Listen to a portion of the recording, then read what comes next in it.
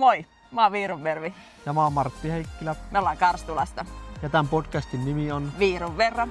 Ja Marttia vaille. Ja tää on Pohjoisen Keski-Suomen kovin yhteiskunnallisia asioita käsittelevä podcast. Ja mahdollisesti jopa ainoa. Tervetuloa mukaan. Me ollaan Karstulasta ja syy minkä takia me päätettiin yhdessä lähteä pitämään podcastia, niin mitäs Martti sanot? No tämmöstä ei ole kukaan vielä näillä leveyspiireillä ennen tehnyt. Niin me ajateltiin nyt sitten ruveta harjoittelemaan niin miksi tehdään tätä yhdessä, niin molemmat ollaan aika uusia niin kuin podcast-pitäjiä, niin Mervi oli helppo yllyttää tähän ideaa, että ainakin tämmöinen ajatus mulla on. Joo, ja tässä on hyvä myös tunnustaa se tosiasia, että me ollaan Martin kanssa tunnettu paremmin vasta vuoden verran. Noin vuoden. Eli sillä tavalla vaatii meiltä molemmilta heittäytymistä, mutta ajateltiin, me asutaan siis Karstulassa ja koetaan molemmat maaseutu tosi tärkeäksi ja sitten molemmilla on omat työt täällä ja perheet tietysti, mutta sitten samalla ollaan lähdetty viime vuonna ensimmäistä kertaa molemmat tähän kuntapolitiikkaan mukaan ja sitäkin kautta tarkastellaan maailmaa ja kunnan ja yhteiskunnan asioita vähän erilaisin silmin. Joo, ollaan samaa saapumiserää tässä kuntapolitiikassa ja sitten meillä on samanväriset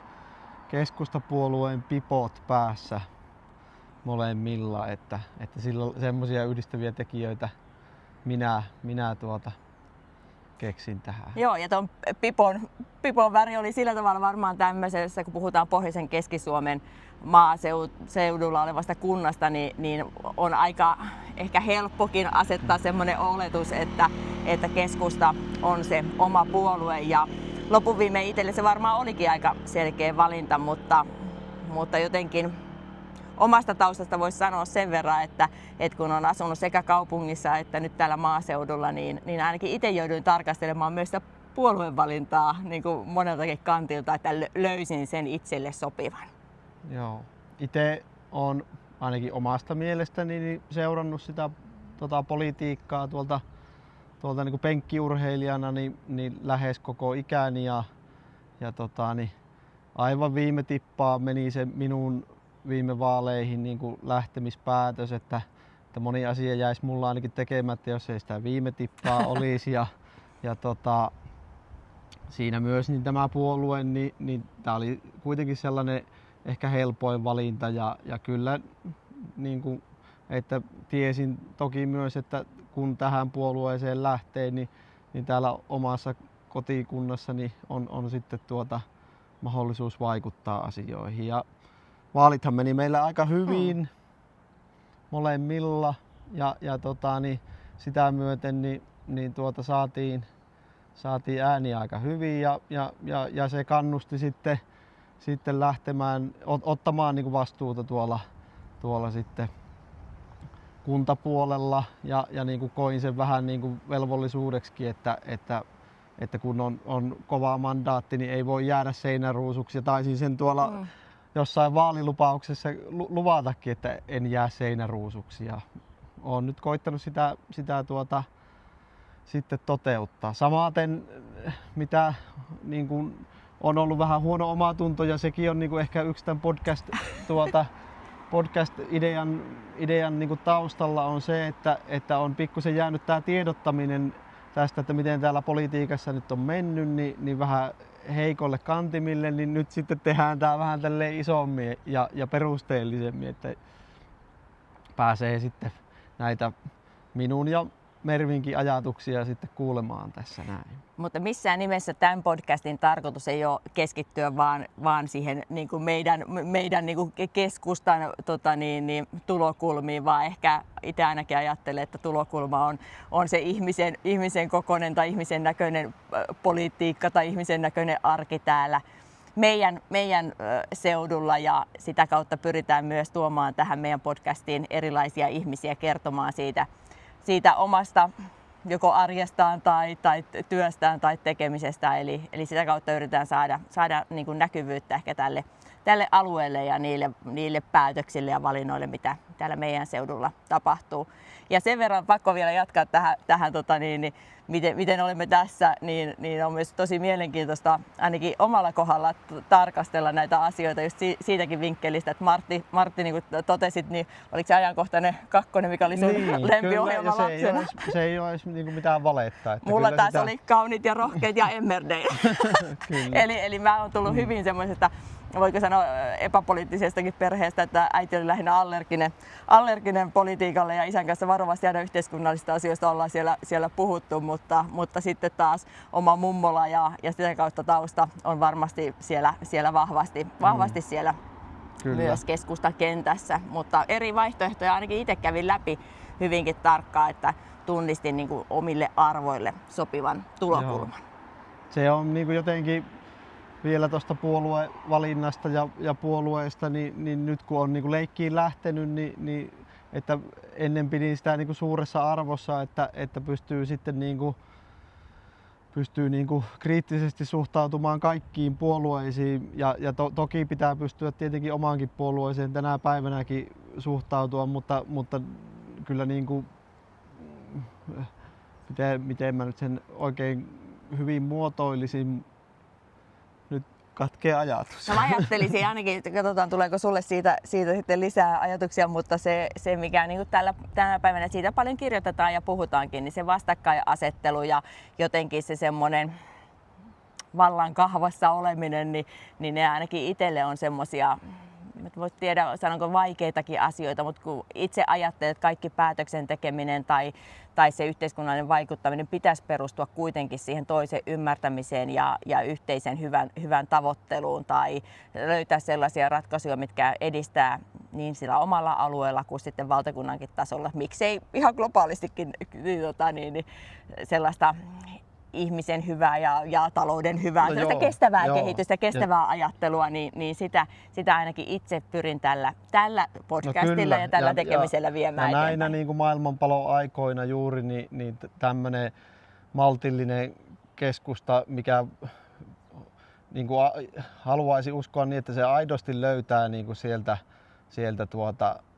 luovii siellä poliittisten äärilaitojen välissä, niin haluaa uskoa, että niin kuin tämmöiselle on tilaa. Ja kyllä se on niin kuin nähty jo täällä kuntapolitiikankin puolella, että kyllä pitää niin kuin puoli ja toisin tulla aina silloin tällöin jonkun verran vastaan, että ei voi vaan pitäytyä niin kuin siinä omassa kannassaan niin kuin täysin tinkimättömästi, että kyllä se on niin kuin kompromissien taidettahan tämä politiikka on. Kyllä. Ja sen takia, koska viisaus ei asu yhdessä eikä kahdessa ihmisessä, niin tosissaan meillä on suuri tavoite, että me saadaan tähän podcastiin sellaisia ihmisiä, jotka oman työnsä ja elämänsä kautta pystyy sitten kuvaamaan myös sitä arkea. Ja ehkä myös mä ajattelin, että siinä olisi mulla ainakin sellainen villi tavoite, että avaisi myös niitä vaikka maataloudenkin asioita, ratkaisuja, niin sitten isommallekin yleisölle tai lähinnä ketkä asuu kaupungeissa ja ei välttämättä tiedä, mitä siellä oikeasti nykyisin siellä vaikka maatiloilla tapahtuu. Et jotenkin toivoisin sitäkin viestiä, että saataisiin tuotua eteenpäin. Kyllä, että ilman muuta niin kuin pyritään semmoiseen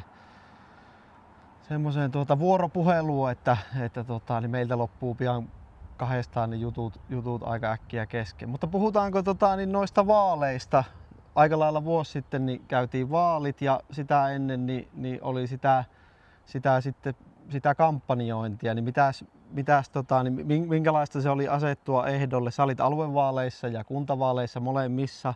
Sä kiersit ympäri Keski-Suomeakin jonkun verran sitten kampanjoimassa. Niin miltä se kampanjointi tuntui?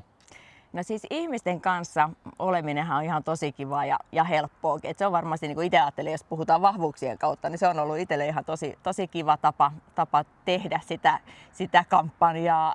Ehkä se, mikä on ollut semmoinen harjoittelun paikka, niin on sitten se semmoinen, voiko sanoa itsensä alleviivaaminen. Toisaalta mä ajattelen, että sitten aika näyttää se työ, mitä tekee, niin se tulee näkyväksi myös muullakin keinoin. Mutta toisaalta on se, että kun mitä mennään isommalle alueelle, niin eihän ihmiset tunne toisiaan ja sen takia vaan sitä pitää sitä itsensä näkyväksi tekemistä tehdä.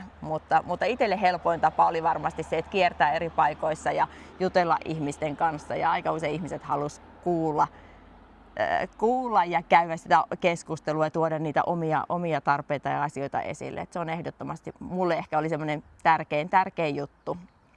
Ja uskon, että se myös kantoi hedelmääkin. No joo, ja siis mä haluan sen sanoa, että mulla oli sellainen ennakkoasetelma esimerkiksi tuommoisesta täällä Karstulassa, kun olin ehdolla, niin tuolla, että Kopeiskaarella tällainen niin kuin vanha-aikainen kampanjointi, että se ei ole enää niin kuin nykypäivää, mutta se oli niin kuin positiivinen yllätys, että kuinka kovaa kuhina ja monenlaista ihmistä niin kuin pääsi tapaamaan siellä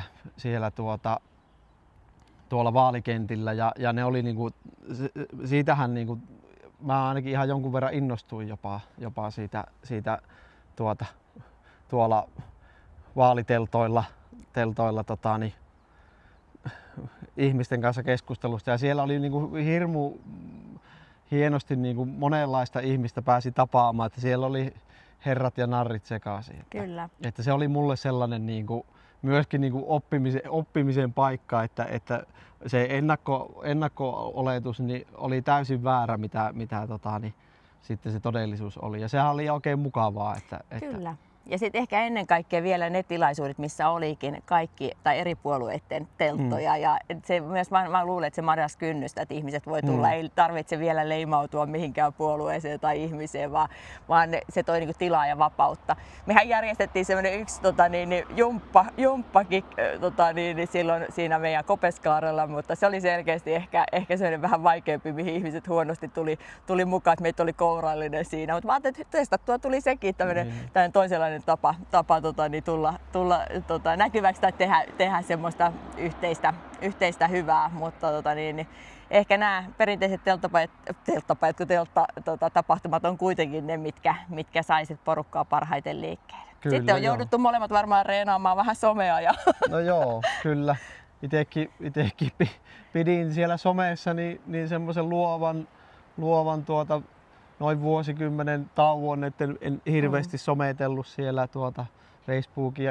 Päivitin 2010 päivitin edellisen kerran Facebookin profiilikuvaa ja nyt sitten taas näiden vaalien aikaan niin uudestaan.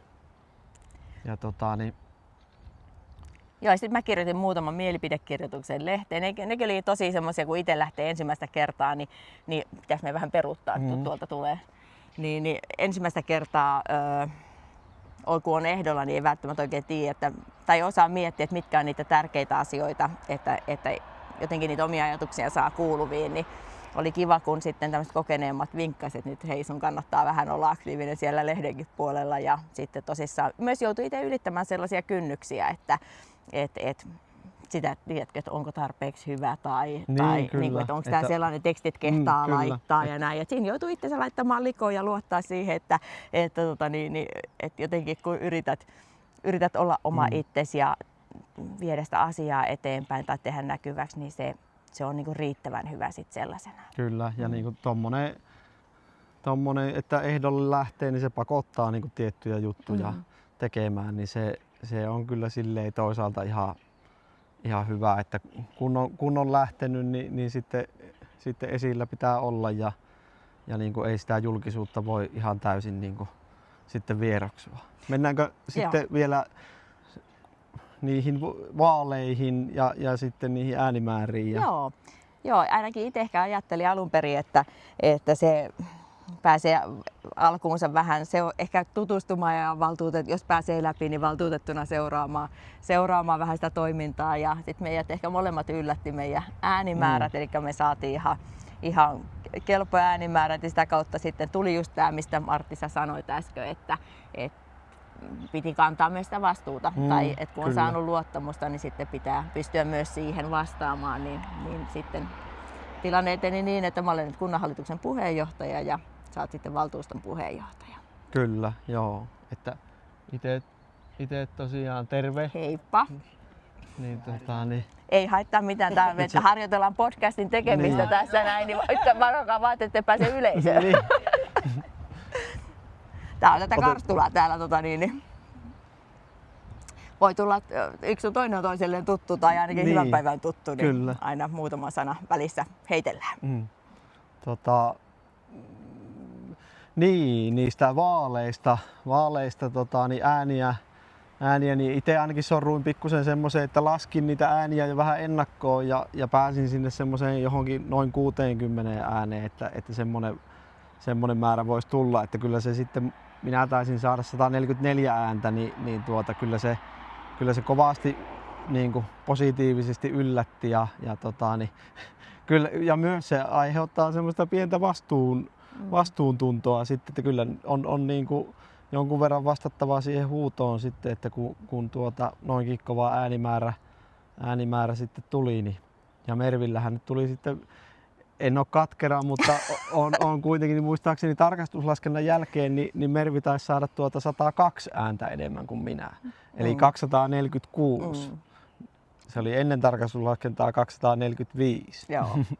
Joo, ehkä isommissa kaupungeissa nämä kuulostaa vähän siltä äänimääriltä, mutta me ollaan 3500 asukkaan kunnassa, niin sillä tavalla ihan hienot äänisaalit. Ja sitten tosissaan myös se aluevaltuustokin on tullut nyt itselle tutuksi, koska sain myös sen verran ääniä, että pääsin myös sinne aluevaltuutetuksi ja toimin myös siellä hyvinvoinnin ja terveyden lautakunnassa. Että varsin niin kuin monella tasolla on tullut tämmöistä uutta ja jotenkin paljon sellaisia isoja kokonaisuuksia, joita niin kuin asia kerrallaan on saanut ja pitänyt ottaa haltuun. Kyllä. No miltä se nyt on tuntunut sitten, kun vastaa sä ensin, että kun tämmöinen uusi aikamoinen pala kakkua on, niin kuin, tai mä joskus kutsun tätä harrastustoiminnaksi, että on tämmöinen uusi harrastus, niin miltä tää politiikka on nyt sitten tuntunut? Joo, tämä on hyvä kysymys ja silloin vaikka viime niiden paikkavalintojen tai päätösten jälkeen, niin kyllä musta tuntuu ajoittain vähän hurjaltakin ja mietin paljon sitä omaa riittävyyttä ja onko tarpeeksi sitä osaamista, mutta sitten mä jotenkin ajattelin, että todellakin tähän on lähtenyt ja sitoutunut ja sillä, että niin kuin yrittää parhaansa ja selvittää asioita ja sen niin jotenkin on riitettävä. Ja kyllä mä niin kuin ajattelen, että se on ollut riittävää. Toinen mikä ehkä se, nyt saat sitten Martti itse kommentoida mitä sä oot mieltä, niin mut yllätti ehkä se, että kun on tehnyt aikaisemmin, voidaan kohta puhua meidän vähän työhistoriasta ja muusta elämästä, mutta se, että kun on tottunut omassa työssään siihen, että mitä niin kuin pidemmälle se asia valmistelee, niin sitä niin kuin, ikään kuin se on niin kuin kaikille hyvä juttu ja jotenkin sitä sellaista viittavaille voisiko sanoa valmista tai tehtyä asiaa, niin sitä on hyvä viedä eteenpäin. Mutta tässä politiikassa taas on tullut vastaan se, että tarvitaan tilaa keskustelulle. Että vaikka olet kuinka puheenjohtaja ja vaikka kuinka olet siinä valmistelussa niin kuin mukana, niin sä et voi tehdä sitä niin kuin viedä valmiina pakettina, vaan siinä täytyy olla sijaa sille keskustelulle, koska muutenhan siinä demokratia kärsii. Ja tämä on niin kuin semmoinen ollut mulle ihan tosi, niin kuin, jotenkin koska mä oon aina kuvitellut, että mä oon niin kuin hyvä huomioimaan muut ja ottamaan niin kuin mukaan asioihin, niin tämä on ehkä ollut sellainen että mä oon joutunut itse tutkailemaan sitä, että aivan, että tätä täytyy olla tilaa sille niin kuin yli puolueiden keskustella, mutta myös siinä oman puolueenkin sisällä. Että se loppuun saakka valmistelu ei ole se kaiken suola, vaan enemmänkin silloin sä oot jyrännyt vähän ehkä muita. Niin jotenkin sitä mä ajattelen, että se on ollut mulle semmoinen oppimisen paikka. Kyllä. Haluamatta olla jyrä. Niin. No sitten nämä vielä noista puheenjohtajuuksista, niin kyllähän se kovasti niin kuin jännitti, että osaako ja pystyykö ja että onko sitten siihen osaamista, mutta kyllä ne niin kuin jotenkin on tullut nyt tässä ollaan tätä politiikkaa nyt harrastanut itse niin näin aktiivisesti niin noin vuoden, niin että kyllä nämä niin kuin ihan ihmisen kokoisia tehtäviä nyt loppujen lopuksi on, niin kyllä näistä niin kuin ihminen selviää. Että vaikka vähän pienemmälläkin kokemuksella. Ja sitten on ollut onneksi niin kuin, kuitenkin niin kuin täällä meillä ihan kohtuu hyvä henki Karstulassa, niin on niin kuin luotettu ja ei ole kytätty niin kuin toisten virheitä, että heti päästään sitten niin kuin niistä virheistä, vaan tämmöistä uuttakin valtuuston puheenjohtajaa, että jos se on tehnyt jonkun virheen, niin se on sitten ystävällisesti kerrottu, että nyt ei tainnut mennä ihan nappiin ja korjataanpas. Toki siis niin kuin tulee esimerkiksi tämmöisiä virheitä mieleen, että on valtuuston kokouksessa unohtanut, että pitää se nimenhuuto suorittaa siinä pykälässä kokouksen laillisuus ja päätösvaltaisuus, että on sitten ollut kiire suorittaa sitä sitä esityslistaa sitten eteenpäin. Ja mitäköhän muita, esimerkiksi muistan semmoinen virhe on tapahtunut valtuuston kokouksessa, että on kunnanhallituksen ensimmäistä varapuheenjohtajaa tituleerannut toiseksi varapuheenjohtajaksi.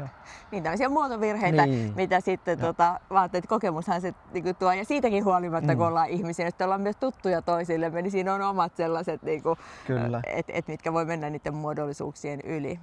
Ja niin kuin, mitä Mervinkin kanssa on puhuttu siellä aluevaltuustossakin, niin te olette joutunut tekemään jo aika ikäviä päätöksiä ja varsinkin tälle meidän seudulle niin tosi ikäviä päätöksiä on ollut tämä palveluverkko kakkosjuttu ja sitten Mervi ansiokkaasti siellä koitti puolustaa tätä meidän kotiseutua niin siinä kuitenkaan täysin onnistumatta niin siellä sitten mielenkiintoista semmoista politiikkaa minun mielestä harrastettiin. Ja siinä ehkä niin kuin, jos muistellaan sitä viime vuoden sitä kokousta, missä se aluevaltuustossa se palveluverkko 2 päätös tehtiin, niin sähän teit semmoista muutosesitystä sinne, niin sittenhän siellä aluevaltuuston puheenjohtaja ystävällisesti sun puheenvuoron jälkeen niin kertoo, että kiitos, mutta ei voi ottaa tällaista muutosesitystä vastaan, niin siinä vähän niin kuin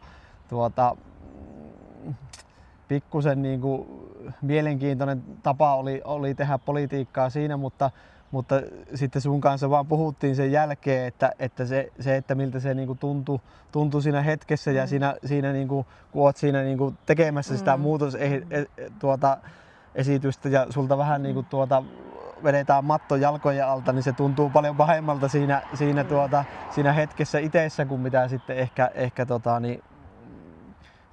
siellä meillä yleisöstä tai muista aluevaltuutetuista. Ja meillä kävi perinteisesti ja filmi loppu, mutta jatketaan siitä. Martti heitti vähän kysymystä tai aihetta sinne hyvinvointialueen ja palveluverkkoasioihin liittyen ja niitä omia tunnelmia siitä, että se oli kyllä itselle aika lailla vaikein asia varmasti tässä poliittisessa kokemuksessa tai taustassa, mitä on vastaan tullut. Ja yleensäkin, jos ajatellaan, että kun tekee työtä ja ymmärtää sen asian tärkeyden, eikä voi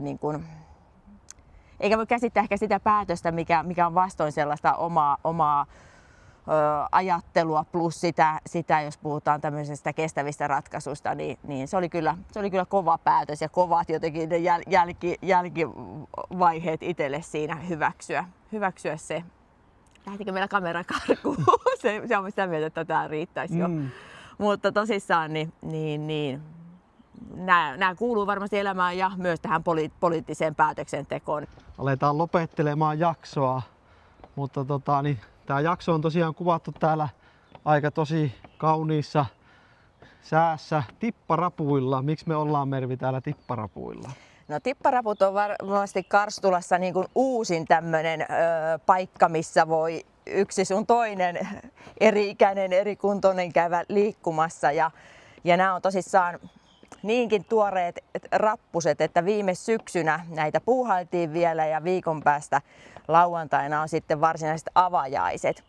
Että mun mielestä nämä on senkin takia tärkeät, että tämä on semmoinen yhteinen ponnistus ollut. Eläkeliitto on ollut tässä se yhdistys, joka on ollut tämän hankkeen takana, mutta samaan aikaan tässä on ollut valtavan paljon talkootyötä ja semmoista yhteistä tekemisen meininkiä. Ja on ollut tosi kiva nähdä, että viime syksystä eteenpäin täällä on ollut aika lailla paljon porukkaa.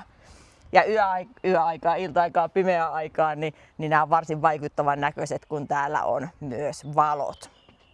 Joo, nämä on kyllä hienot, että nämä niinku Karstulan kunnan tämmöistä brändiä minunkin mielestä kiillottaa. Nämä on niin hienot tästä, kun ohitustieltä ajaa iltaisin tästä ohi, kun nämä valot loistaa ja ne portaat niinku kutsuu tänne liikkuvaa. Ja itsekin on täällä ehkä noin 10 kertaa käynyt näitä rappuja rapuilla kuntoilemassa. Ja 18 kertaa minä juoksin silloin, kun oli se kunnanjohtaja haaste olin meistä 3, niin siinä. Martti oli mestari siinä. Niin, Minä vetosin siihen, että mä oon vanhempi ja nainen, niin mä sain pari kierrosta vähemmän tulokseksi. Ja Einon puolustukseksi täytyy sanoa, että se söi makkaran siinä välillä, että multa olisi kyllä jäänyt pian pari kierrosta kans jos olisi pitänyt makkaraa syödä siinä välillä. Että. Mutta kaikkinensa, siis mun mielestä nämä portaat on yksi hyvä esimerkki siitä, että kun uskalletaan jotenkin rohkeasti lähteä suunnittelemaan ja tekemään, niin voidaan saada kyllä jotain hienoa aikaiseksi. Itseltäni puuttuu semmoinen kyky nähdä ehkä niin kuin asioita, ellei ne ole joku piirtänyt tai asettanut valmiiksi, niin mä en olisi välttämättä osannut ikinä kuvitella, että tähän kohtaan keskelle keskustaa niin saadaan tämmöiset rakennettua. Että tosi hienoa, että joku tunnisti tämmöisen mahdollisuuden ja lähti siitä tuumasta sitten tekoihin. Kyllä. Mutta niin. Ehkä nämä on myös senkin puolesta, me ollaan molemmat aika liikkuvaisia tai pyritään siihen liikkumiseen, niin senkin puolesta on ollut kiva aloittaa näistä portaista ja toivoisin, että jatkossa me ehkä käydään muuallakin semmoisissa paikoissa, missä luonto tai liikunta on olennainen osa sitä paikkaa. Kyllä. Mutta eiköhän lopeteta tähän. Nyt me lopetellaan ja ensi kerralla me kerrotaan vähän enemmän itsestämme ja toisistamme, ketä me oikeasti ollaan. Hyvä. Ei muuta kuin. Kiitos, jos kuuntelit. Kiitos. Moi. Moi moi.